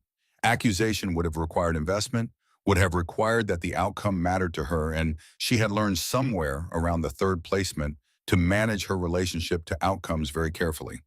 He said, "I couldn't before. I can now, and I'm not leaving without you." She studied him, the stitches still visible at the collar of his jacket, the way he stood slightly angled, protecting the left side of his body without meaning to, the patch on the back of his jacket that said, "Under protection." "Quinn told you I got shot," she said. "Remy, actually. But yes. Why?" The question was the same question Della had asked him from the asphalt, and he had asked Maddox in the warehouse. Why? The single syllable that held everything. He said, "Because I was tired of standing still. Tired of watching bad things happen to people and doing nothing. Tired of being the boy who stood in the kitchen doorway." Nora was very still for a moment. He said, "I froze that night. I know you know that. I know you were there, and you saw it, and you heard it, and I was right there, and I didn't move. And I have spent 3 years carrying that. It doesn't go away. But I stopped letting it be the only thing I was." Nora looked at her backpack on the floor. Everything she owned compressed into one bag ready to move, because moving was what the system did, and you either anticipated it or were surprised by it, and she had learned that anticipation was less painful. She said, "What if it's the same? What if I go with you and in 4 months it's another car, another caseworker, another room with someone else's smell?" He said, "Then I come wherever they take you. I don't stop." She said, "You can't promise that. You're 11. He said, "I'm 12 next month. And the woman downstairs has legal guardianship papers for both of us." He paused. She called in something called a sacred oath. 927 people showed up to a hospital because of it. For me. And she extended that to you before she even met you. Because you're my sister. Because that's how this works. Nora said 927. He said, "Give or take." She looked at him for a long time. The window behind her showed the Santa Fe sky, that particular southwestern blue that existed at this altitude, clear and deep and extending further than the eye had a natural right to expect. She picked up the backpack, did not unpack it, just picked it up and held it and looked at him. She said, "Sadie's really 7. He said 7.5. She shakes hands when she meets people. Very formal about it. Nora said, "That's weird." He said, "Extremely." They went downstairs together. Della was in the kitchen with Margaret, and the conversation they were having was the quiet, practical kind that involved logistics and paperwork and the transfer of medical records and school transcripts, the administrative architecture of a life being moved from one context to another. Sadie was at the kitchen table with a glass of orange juice and the focused attention of a child cataloging new information.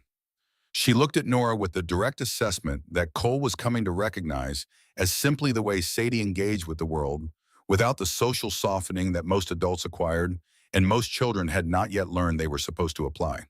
She said, "I'm Sadie. Cole said you'd come. He said brothers who save grandmothers always keep their word eventually." Nora looked at Cole. He had said no such thing. He shrugged. Nora said to Sadie, "I like your shoes." Sadie looked down at her sneakers, which had small stars along the side, and had been on her feet for 3 days because she had refused to change them at the foster home on the grounds that they were her lucky shoes and she needed them to still be wearing them when her grandmother arrived. She said, "They're lucky. You can borrow them sometime if you need luck." Nora said, "Okay." It was not a resolution. It was not the end of walls or the dissolution of 3 years of careful self-protection. It was 2 words offered across a kitchen table, which was the first step, and the first step was enough to start with. They drove back to Albuquerque in the late afternoon.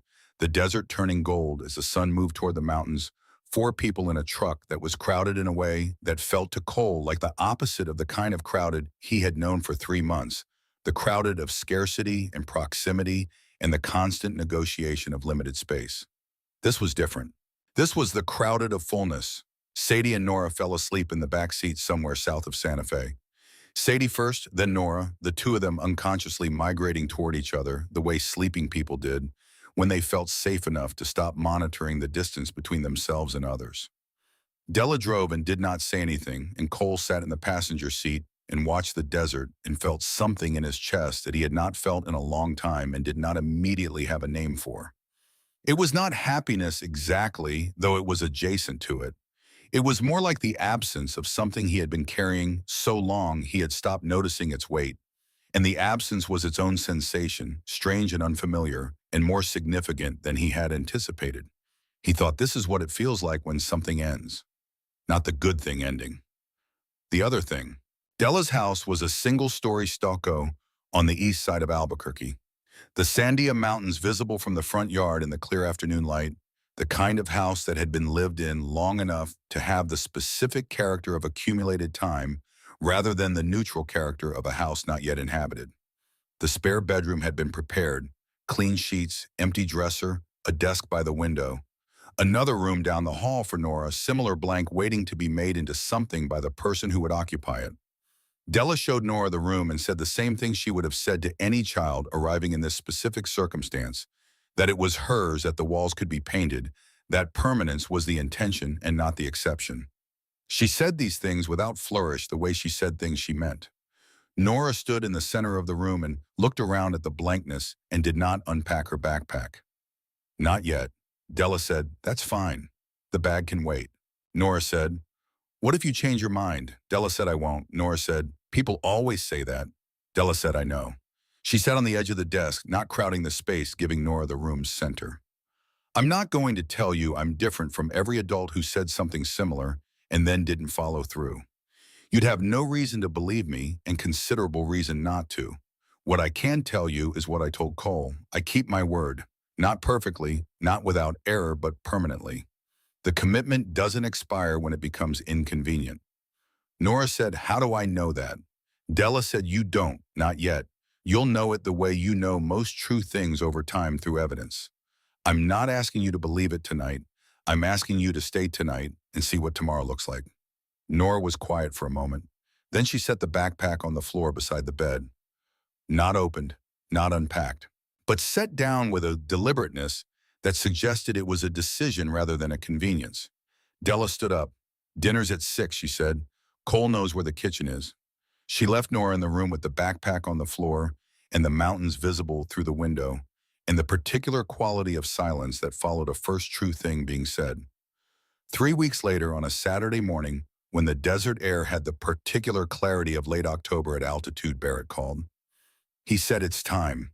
The location was 30 miles outside Albuquerque, a stretch of high desert where the land opened up in a way that made everything feel correctly proportioned, the sky as large as it was supposed to be, the mountains in their actual scale, the horizon at its proper distance, where motorcycles could gather in number without bothering anyone because there was no one to bother, just scrub and rock, and the specific emptiness of landscape that had not yet been organized into human purposes.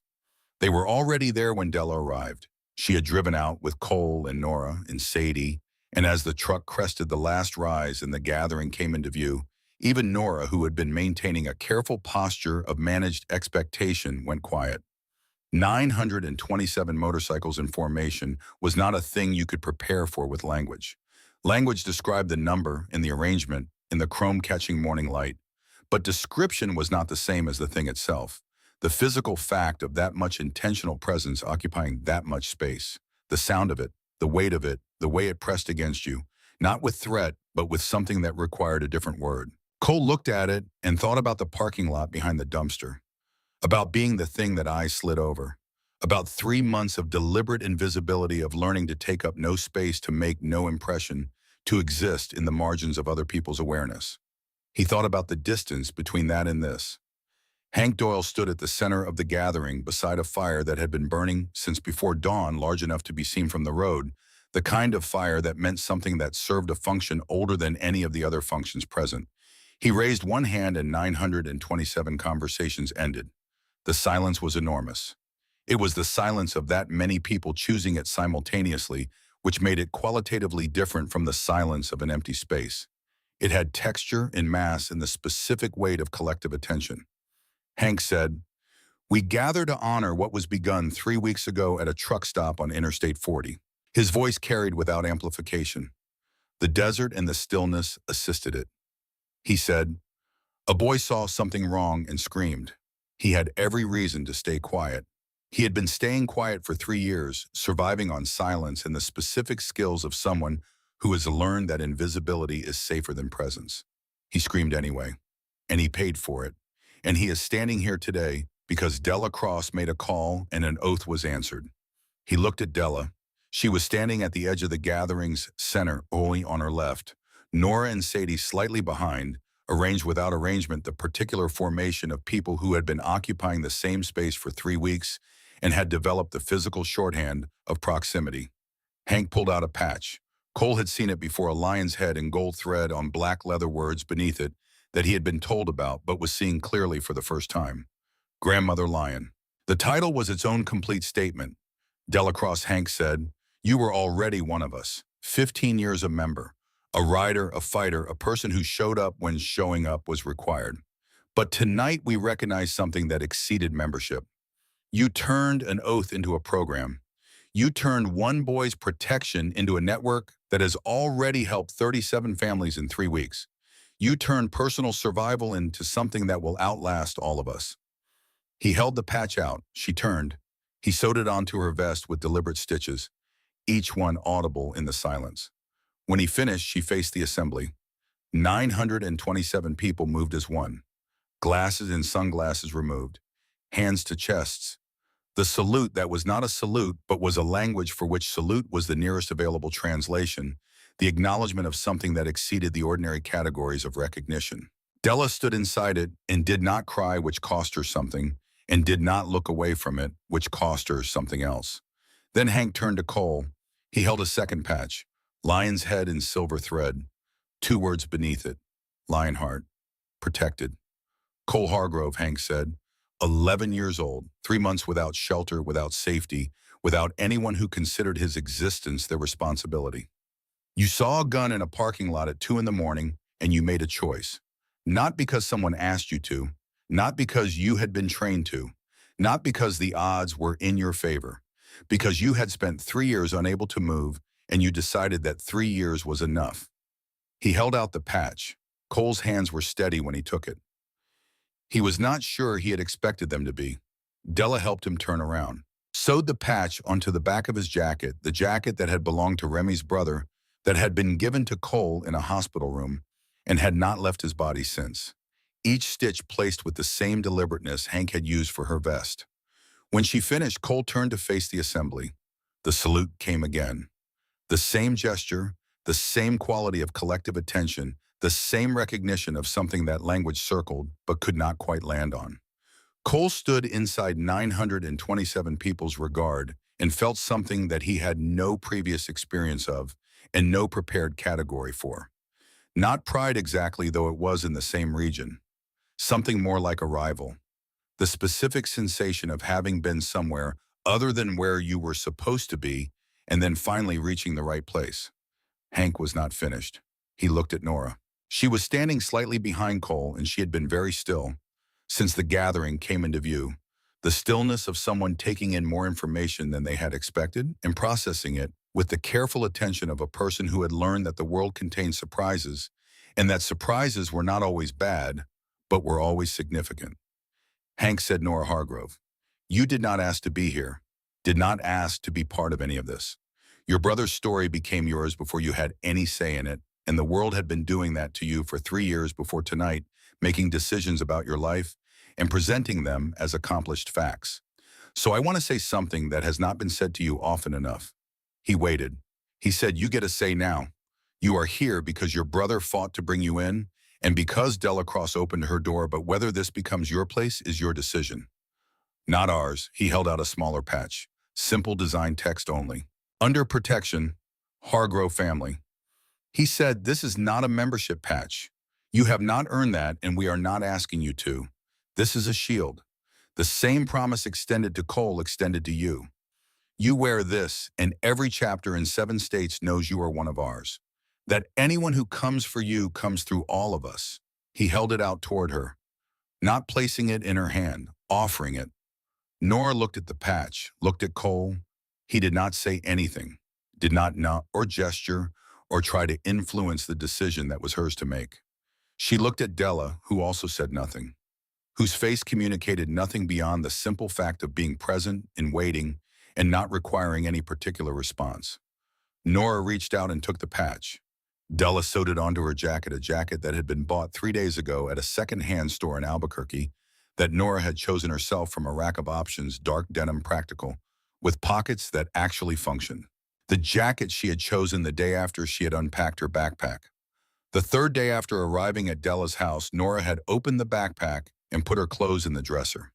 She had not said anything about it. She had just done it in the morning before breakfast and come to the kitchen table with a particular expression of someone who had made a private decision and was not interested in having it remarked upon. Cole had not remarked upon it. He had passed her the orange juice. When the ceremony ended, the desert filled with the sound of 927 people returning to the register of ordinary life voices and laughter and the specific sociability of people who saw each other rarely and made full use of the time when they did.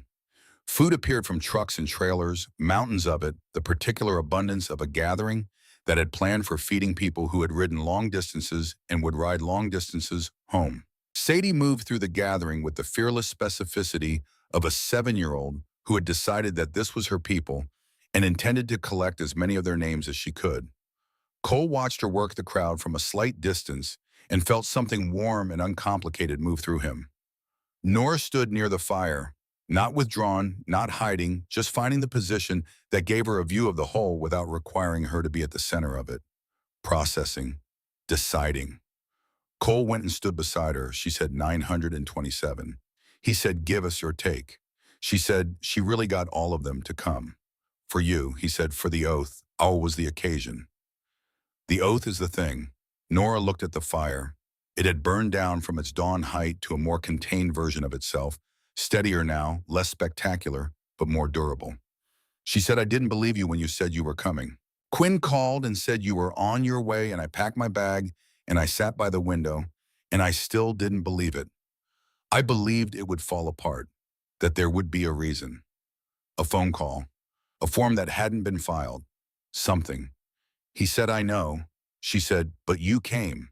He said, "I came." She was quiet for a moment. "Then the kitchen thing. You were 8. He said, "I know how old I was." She said, "You were 8 years old and Garrett was twice your size and you froze. That's not the same as choosing not to help." Cole looked at the fire. This was not a conversation he had had with anyone. Not with the counselors in the brief time the system had provided them. Not with Della, not with Remy. Not in the hours of planning and execution and aftermath that had occupied the past 3 weeks. He had carried this specific piece of it the way he had carried the photograph wrapped in something protective buried at the bottom. He said it felt the same. She said, "I know it did." She paused. "I was mad at you for a long time." She said this without performance, just as information. "Then I stopped being mad because I figured out you were probably madder at yourself than I could ever be at you. And that seemed like enough punishment." He looked at her. She said, "We were both 8. 3 weeks passed, then 6, then 12. The weeks became the kind of time that accumulated into something recognizable as life. The rhythm of school and dinner, and the specific negotiations of 4 people learning the shape of their shared space. Cole worked at Hank's garage 3 afternoons a week, learning what his hands could do when given something to build rather than something to survive. Hank was not a patient teacher in the conventional sense, but was a precise one, showing things once and expecting attention rather than repetition, which suited Cole in a way he had not anticipated. Nora found the art supplies that Della had left in her room without comment, a box of pencils and a sketchbook on the desk. She did not mention them for a week. Then one morning Cole noticed that the sketchbook had moved from the desk to the bed, and a few days after that there were drawings on the wall, careful in particular, rendered with the focused observation of someone who had spent years watching and was now finding a way to show what she had seen. She drew the gathering in the desert, 927 figures rendered small enough to fit the scale, the fire at the center, four smaller figures standing near it. From a distance, you could not tell which figure was which. Up close, if you knew what to look for, you could find the details that identified each one: Della's vest with its patches, Cole's jacket, Sadie's starred sneakers, Nora herself standing at a slight angle with a view of the whole. Cole looked at the drawing for a long time when he first saw it. He said, "You're good." She said, "I know." He said, "That is a fact, not a boast." She said, "I know that too." Sadie turned 8. They made a cake with orange frosting because orange was Sadie's current preferred color, and Sadie's preferences were specific, and Della honored them with the attention she gave to everything that mattered to the people in her care. The chapter sent a card signed by enough people that reading all the names took 20 minutes. Nora submitted a drawing to the school district's annual art show. She did not tell anyone she had done it until the notification arrived that she had won the secondary division, and the prize was a scholarship fund for art programs. She showed Della the notification at dinner, sliding it across the table without comment, and Della read it and looked up and said, "I'm not surprised and I'm very proud," which were two things that Nora had needed to hear in that order, because the first honored her competence and the second honored the relationship. Nora said, "Okay." She put the notification in the drawer of her desk, in the drawer that also contained the photograph of her and Cole from the school bus, the one that had lived in Cole's backpack through 3 months of parking lots and truck stops. He had given it to her the second week. She had taken it without words and put it on the desk, and a few days later moved it to the drawer, which was not the wall but was not the backpack either, and was exactly the right place for the particular stage of trust that corresponded to that specific week. 4 months after the gathering in the desert, Della got a call. Cole was at the kitchen table with a school textbook that he was giving qualified attention. The kind of attention that was present enough to absorb information, but left sufficient background capacity for other things. Nora was at the counter making tea with the focused deliberation she brought to things she had recently learned and was still establishing as habit. Sadie was somewhere in the back of the house, engaged in a project of unclear purpose that had involved significant quantities of cardboard over the past several days. Della's face did the thing it did when a call required her to shift registers from the domestic frequency of dinner and homework and ordinary family negotiation to the other frequency, the one that had been built over 15 years of being the kind of person other people called when things went wrong. She said, "I'll be there in 3 hours. Keep her safe until I arrive." She hung up, looked at the three of them. She said, "Woman in Gallup, 72 years old. Her son is trying to take her home. Claims she's incompetent." She called the program. Cole closed the textbook. Nora said, "I'll get my camera." She had started documenting the program's cases 3 weeks ago, first with her phone, then with a second-hand camera that Hank had found at an estate sale and delivered to the house without comment. Sadie appeared in the kitchen doorway holding a piece of cardboard. She assessed the situation with the rapid social intelligence of a child who had learned to read rooms. She said, "Road trip." Della looked at all of them, the family that had assembled itself out of violence and chance, and the stubborn insistence of people who decided that showing up mattered more than the difficulty of the showing up. She said, "Pack a bag, we leave in 30 minutes. They drove west in the dark, the Sandia Mountains behind them and the high desert ahead, the road cutting through landscape that did not change its nature for the convenience of the people crossing it, indifferent and vast and beautiful in the specific way of things that predated human concern and would outlast it. Cole sat in the passenger seat and watched the headlights carve space out of the dark and thought about 37 families helped in 3 weeks and the number climbing and the calls that kept coming because people heard through the networks that information moved through when it was useful enough to pass along, that there was a program that showed up that did not require you to be a certain kind of victim or have a certain kind of proof or present your need in a form that the relevant systems could process efficiently. That just came and stayed and helped. He thought about Frank Maddox in a county facility by cooperating with the DA's office building, the case that would send Reed Cross to prison for a period measured in decades. He thought about Maddox asking in the warehouse how old Cole was and the specific thing that had moved in his face when Cole answered. He thought about Vanessa, 9 years old, who had liked drawing horses and had made someone want to be different and had not survived to see whether that person became the thing she had believed he could be. He thought about what it meant that Maddox had set the weapon down. Not because he was forced to, before anyone forced him to. He thought people could change direction. Not easily, not without the specific gravity of everything they had been working against them. But the direction could change. He had seen it happen. He had watched it happen in real time in a building with a concrete floor and a missing door. He looked at Della's profile against the dark moving past the window. He said, "The program helped 37 families in the first month." She said, "Mum." He said, "What's the number going to be in a year?" She said, "Bigger." He said, "And after that?" She said, "Bigger than that." She paused. "We're building something that doesn't depend on us. That's the point. We're not the program. We're the beginning of it. Other people take it from here. We just have to make it real enough that it survives us." Cole thought about that, about the difference between doing a thing and building a thing, about the difference between being present for something and making something that could be present after you were not. He said Nora's going to document all of it. Every case, every family. Della said, "I know." She said it with the particular tone she used when something was already settled in her mind as fact. He said, "And Sadie's going to run it someday." Della said, "Probably." He said, "That's a lot to put on an 8-year-old." Della said, "She doesn't know it yet. There's time." The lights of Gallup appeared on the horizon, the specific orange glow of a small city announcing itself across the dark. They were 30 minutes out. Hank had called 10 minutes ago to say that 12 riders from the Gallup and Farmington areas were already en route, that the woman's name was Iris Begay, that she had lived in her house for 40 years and had called the program's number from a card her neighbor's granddaughter had found online.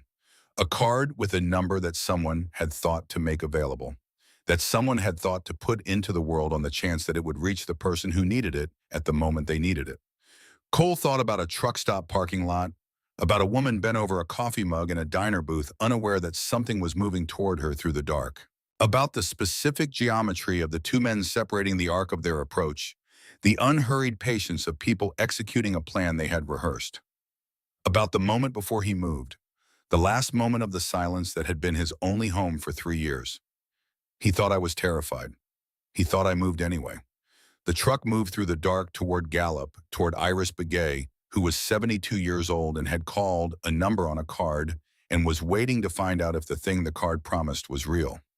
Cole looked at the road ahead of them and thought about the answer to that question, which was the same answer he had given from a parking lot asphalt, looking up at buzzing lights, given with his body rather than his voice, given in the only language that had ever finally mattered. It was real. People were coming. They were already on their way.